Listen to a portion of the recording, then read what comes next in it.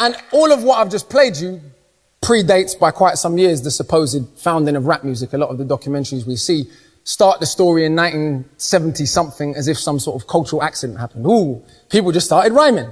And of course that's not the case. There's a long cultural genesis that has given birth to this art. What really happened in the 70s with all of these traditions merged with, again, another period of Caribbean immigration into the Americas, particularly from Jamaica.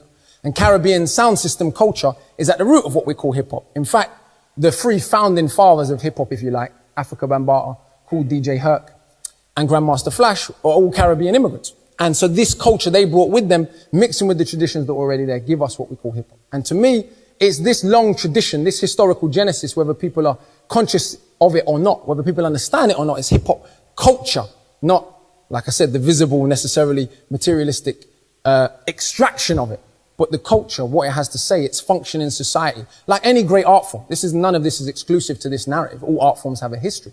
It's this, to me, that gives hip-hop that power. So I'm going to leave you with a little piece of my own that I think touches on the subject of hip-hop and rounds up some of what we've seen today. Goes like this.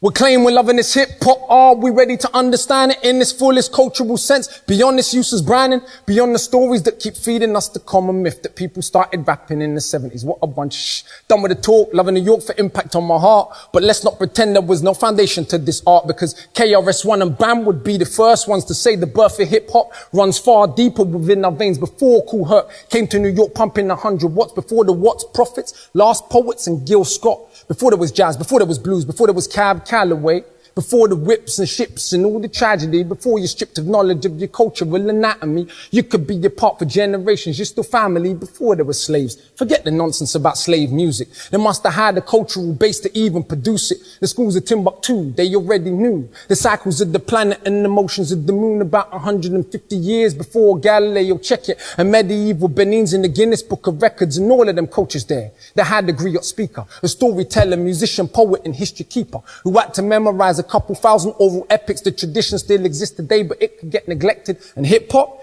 needs to be understood.